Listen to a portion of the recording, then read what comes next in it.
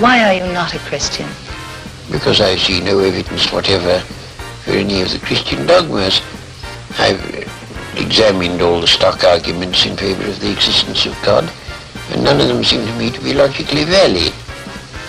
Do you think there's a practical reason for having a religious belief for many people? Well, there can't be a practical reason for believing what isn't true.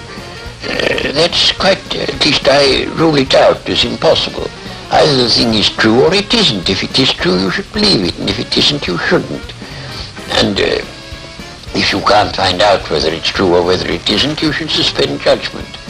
But you can't, it seems to me, the fundamental dishonesty and the fundamental treachery to intellectual integrity to hold a belief because you think it's useful and not because you think it's true.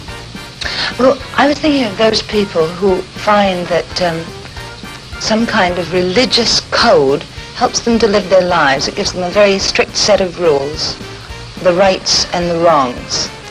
Yes, but you know, those rules are generally quite mistaken.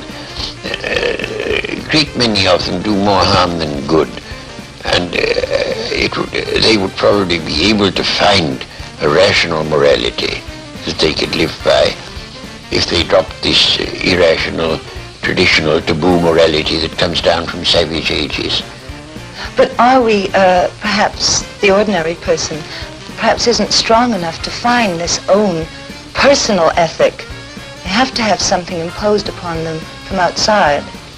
Oh, I don't think that's true. And what is imposed on you from outside is of no value whatever. It doesn't count. Well, you were brought up, of course, as a Christian. When did you first decide that you did not want to remain a believer in the Christian ethic? I never decided that I didn't want to remain a believer.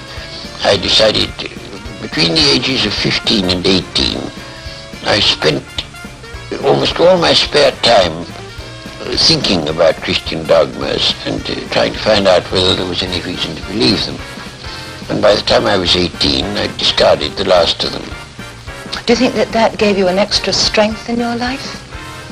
Oh, I don't know. No, I shouldn't have said so. Neither extra strength nor the opposite. I mean, I was just engaged in the pursuit of knowledge. As you approach the end of life, do you have any fear of some kind of afterlife, or do you feel that that is just an impossibility? No, I think that's nonsense. There is no afterlife? None whatever. Do you have any fear of something that is common amongst atheists and agnostics who have been atheists or agnostics all their lives, who are converted just before they die to a form of religion? Well, you know, it doesn't happen nearly as often as religious people think it does.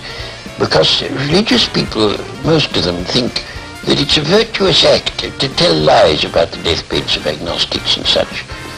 As a matter of fact, it doesn't happen very often.